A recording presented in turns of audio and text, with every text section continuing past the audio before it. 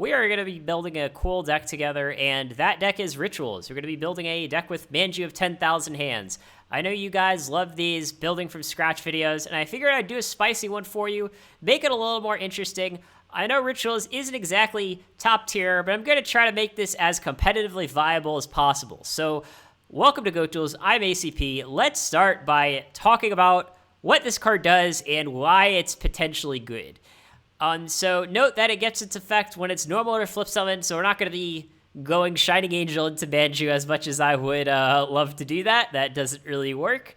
But however, this card is, in a way, I think a lot like Thunder Dragon. I think it could be good in the same decks and for the same reasons that Thunder Dragon is. And the reason why I say that is, like, Thunder Dragon is a brick that turns into 2 bricks, right?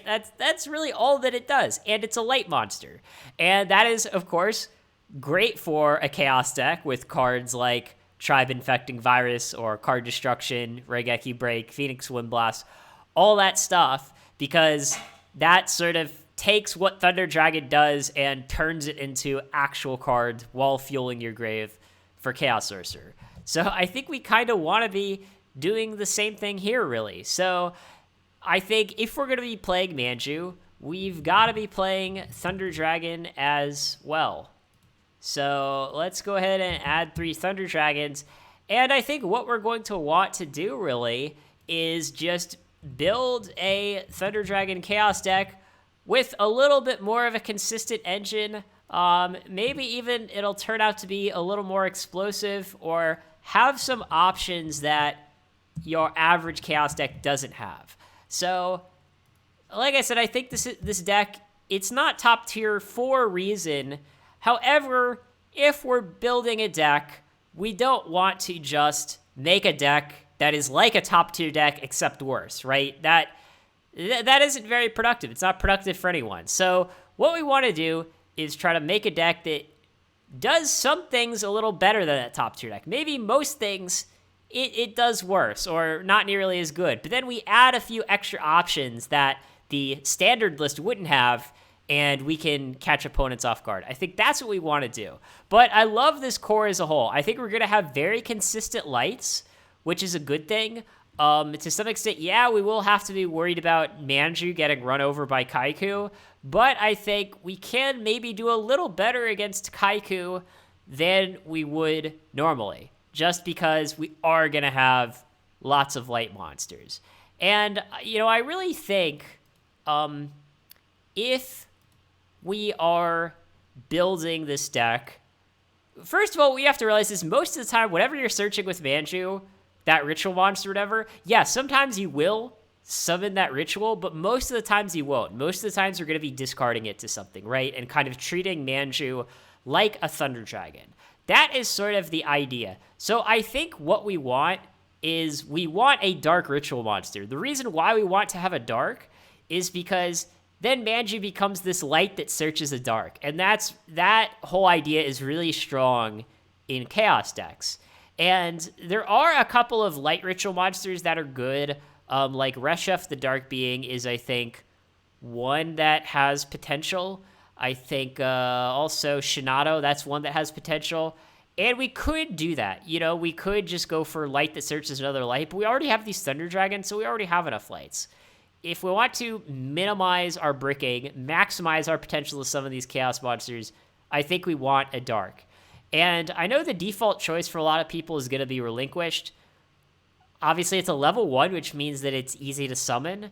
My issue with Relinquished is that it really is just a worse Thousand Eyes Restrict. And like I said, I'm not just trying to build a worse version of a meta deck, right? That isn't what we want to be doing. So yeah, to some extent, I think like you can try to build the deck around like just having a Thousand Eyes style effect every turn. Like, oh, I'll summon Relinquished on turn 2 and Thousand Eyes on turn 3 and another Relinquished on turn 4 or whatever. And that can be good against the aggro decks, but the problem is that aggro isn't really a popular enough strategy for that to be good. And even most of those aggro decks right now actually are just siding a bunch of King Tiger Wengus. So post side when they bring in all these Wangus, if we just have like a bunch of Relinquish, I don't know what the hell we're supposed to do.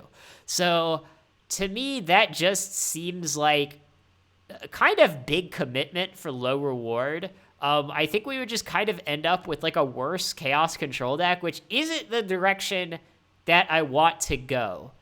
So to me, it's like I'm thinking, okay, most of the time we're going to discard a Ritual Monster, right? We're going to discard Surigeki break. Sometimes we're not, though. Well, what times are we not going to discard it? Well, probably when summoning it will allow us to win the game. So what I'm thinking here is logically, if we are playing Ritual Monsters, we need a Ritual Monster that when we summon it, it can win the game for us, preferably that turn. And now, I know some people have done Mast Beast. I forget, there was one guy who was playing this deck with Mast Beast in it. I think maybe it was TK Griffs, but I might be mixing them up with someone else. And the nice thing here is that, okay, it has 3,200 attack, which is a lot. I mean, it attacks over everything in the format. It even attacks over BLS, which is pretty rare. However, I did give this a little thought before I started recording the video. This was the one thing that I thought about. To me, Zorc just seems almost strictly better than Mast Beast. And I'll explain why. So, obviously, its effect, the only negative effect that it has is if you roll a 6. So, 5 out of 6 times that you use its effect, you are going to get something good with it. So, given that 5 out of 6 times, you will destroy at least one monster, right? So think about like which you want. So like worst case scenario, say Zorc was like a Zaborg, right? It was just 2,700 attack, comes into play and kills one monster. Now, what's better, a vanilla with 3,200 attack or a 2,700 attack monster that kills one of your opponent's monsters? To me, killing one of your opponent's monsters and having 500 less attack is clearly better. Right? I think it's clearly better. So I think this is the monster that we want to go with. Now, if you've played Rituals before and you think there's a better option, let me know in the comments. I'm definitely open to ideas because I haven't played this deck before. But to me, this seems like where we want to go. And sometimes even have a 1 out of 3 chance of just getting a Raigeki. And I think what players like kind of have to understand is like, yeah, this card has an RNG component to it, but that's not necessarily a bad thing. There will be some games where you are losing very badly, and you will go, okay, I'm probably going to lose. However, I have this Zorc in my hand, and if I summon it and kill all my opponent's monsters, I can attack them for game. And giving yourself a 33% chance to win instead of like a 2% chance to win is a massive improvement, right? Like 1 out of 3 is always better than 0 out of 3. So I think there will be some games where you use this, roll the die, hope for the best, and try to kill your opponent's monsters. Then I think there will be some games where you are winning and you go, you know what? I'm not going to use its effect at all because I don't want to give myself the chance of rolling a 6 and killing my whole board. So I think if you understand that, this card can actually be pretty good. So that I think is why we should go with Zorc. That's my story, and I'm sticking to it. And it looks like we're gonna need a contract with the Dark Master to go with it. And we don't want it in the side. We want it in the main. And as far as like number of targets go, I think 3 Manju, 3 targets is a good way to go. So as someone who originally like built the first emissary decks, I found that in the emissary decks, having 3 searchers, 3 targets was a good ratio. With 3 searchers, 3 targets, you're very unlikely to play your searcher without something in your deck to search. And at the same time, this doesn't clog too much, exactly. And you might say, well, why don't you just go like 1 monster, 1 spell? Well, sometimes what you're going to want to do is actually search the second Zorc and then use it as fuel to summon it, right? So if you have Contract, double Zorc in your hand, you go activate Contract, pitch Zorc, summon Zorc. So you kind of want that. You kind of want it to be the fuel for the other one. But I think this is good. Now, I know some people might say, oh, maybe you should add one Senju. I think you could do that. Realistically, I think you could play like one Senju. Maybe if we're like running low, or not running low, if we're like running out of good stuff to add to our deck, if we have like nothing else, yeah, I think we could maybe put one Senju. The problem is like, I don't know. I don't feel like we need like 4 or 5 or 6 of this effect. Like, yeah, this card is good, but like, it isn't broken. Like, is 3 not enough? Like, so much that we need to add a worse version of it to our deck? I don't know. I don't think so. And given that this triggers off of flip summons, we can always get more effects if we play like Tsukiyomi or Book of Moon. I think actually I will just go ahead and add one Tsukiyomi to the deck now. Just because why not? It's like, yeah, we're not playing Relinquished. We're not playing meta, but like still good with Manju. We'll probably end up playing a couple of flips. So I don't know. Seems good to me. You know, I'm definitely not complaining about the Tsukiyomi. You know, we're going to play Sengen, obviously. I think we can get some value out of our Sengen, you know, having that Tsukiyomi has potential card to search with our Sengen. And we're going to be playing Sinister, too. Right? We're definitely going to be playing Sinister. Because we are going to be playing a bunch of discard stuff. So, yeah, let's try to fill out the monster lineup. I think we're going to want about like 20 monsters, you know, somewhere in that ballpark, you know, maybe 18, 19. But we want about half of our deck to be monsters. And we want stuff that is preferably not super bricky, right? So yeah, I think we want a couple of Faith. All right, we're going to have some good spells in this deck. And yeah, I think we could use like the extra lights, right? Why not? I think 8 lights, 3 chaos. I think that's pretty good, right? I think it's about all the lights we need. I know some people actually will just play this deck with like 3 chaos monsters, 2 Thunder Dragon, 2 Faith. And I'm like, geez, that's kind of greedy. You know, I don't like to get too greedy on my lights. And yeah, I think we'll probably like play Dakochi too, because again, you know, it's solid card, good with our Tsukiyomi and what have you. We're going to play Breaker. And I don't feel like this deck needs Spy. We definitely like don't have enough room for Night Assailant. Like, we're not going to have enough good Night Assailant targets. And we already got 3 Thunder Dragon and 3 Manju for discard stuff. So we're definitely not playing Night Assailant. I think Spy could get sided. Maybe.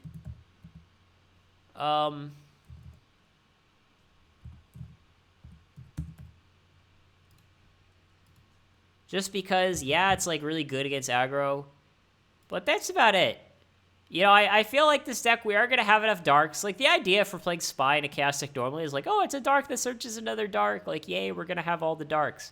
But here, I mean, you know, let's look at our deck, right? We've got 1, 2, 7 darks, and 3 cards that search a dark, so it's like we have 10 darks. That's definitely enough today, right?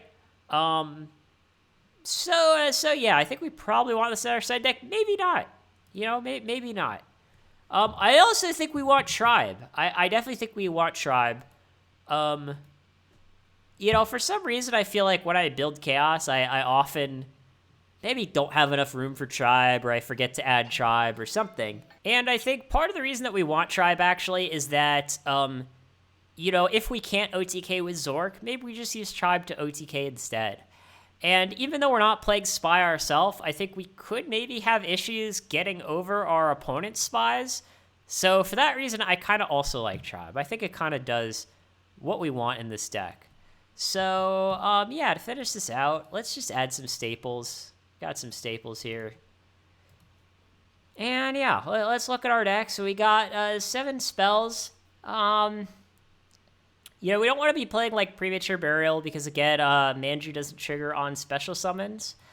I think we are going to want like a Book of Moon, though. Maybe even 2, but I think, you know, this meta book isn't super strong, so I think 1's enough. I think we're also going to want Cross Out. That's kind of obvious. And I think this is pretty good. We got 10 spells, so we're going to have enough Magician of Faith targets, I think. We can't even potentially search out contract with Manju and then like set faith later, get it back. That's an option too. So we definitely got like enough faith targets. And I think we want to add like some staple traps too. I think we want Mirror Force and Torrential, to be honest. Especially like if our hand is a little weak, I think we're gonna need those in order to keep ourselves in the game. And obviously we want Ring as well. And we are gonna want some discard traps, and it's gonna be between Raigeki Break and Wing Blast. I know I've seen a couple lists of this deck playing Divine Wrath, but I don't think Divine Wrath is really what we want. Like, I know the Relinquished builds would sometimes play Divine Wrath to help protect their Relinquished from Tsukiyomi, but we're not playing Relinquished, and Tsukiyomi isn't super common anymore anyways. I don't know. I think you could go either way on Wing Blast or Raigeki Break. So I think there's two ways you could look at it. One is that I really like going like Manju Wing Blast turn 1 and then just poking our opponent with Manju over and over again. But then at the same time, I think there are certain threats like Kaiku where you just kind of want the Raigeki Break for it, because otherwise we don't have a ton of ways to deal with it. You could even go like 4 discard traps, maybe like go 2 Raigeki Break, 2 Wing Blast or something. It's close. It's close, to be honest. So yeah, I mean, as usual, let me know what you think. I feel like we are gonna want Jar in this deck, though, to be totally honest. Just because, yeah, I think we want to like draw to our power cards kind of fast. The other thing too is like we could play card destruction, and it's like the problem with card destruction to me is I feel like when we're up against another Chaos deck, if they're playing Night Assailant and we're playing Manju, I feel like card destruction will usually help them more than it helps us. But then it's like at the same time, if we open like a super bricky hand, like, I don't know, we open like 2 Manju, Zorc, ritual spells, something ridiculous like that, then maybe card destruction kind of is our get out of jail free card. So I don't know. I think we want like 4 more discard effects. So I think we could either go like 3 discard traps plus card destruction.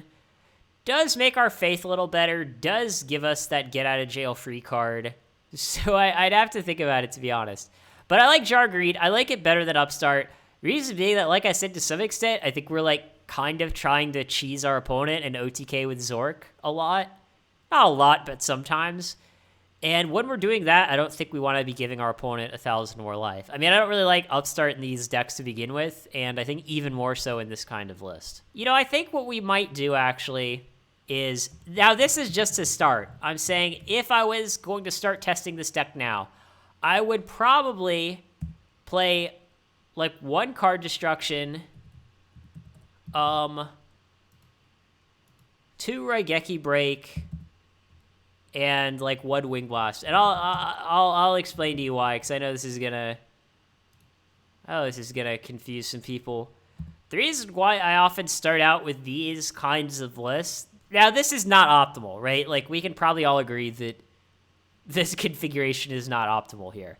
However, I like to start out with this kind of list because when we're testing, we get to see which one is better. Like, if we're playing both Raigeki Break and Wing Blast, we get to see which one is better. Now, what you can also do is you can play one and then make a mental note every time you wished it was the other one. So you can play Raigeki Break and then go, oh, it seems like every time I have this Raigeki Break, I wish it were Wing Blast instead. And that is actually how I sort of, quote-unquote, discovered Wing Blast in the first place, is that I just kept noticing every time I played Raigeki Break, I wished it was a Wing Blast instead. But if, like, you can't be bothered to do that, because that, like, requires taking notes, and some people don't want to do that, if you can't be bothered to do that, you can just play both instead, right? And then you make note of which one is better, and then you switch to 3-0.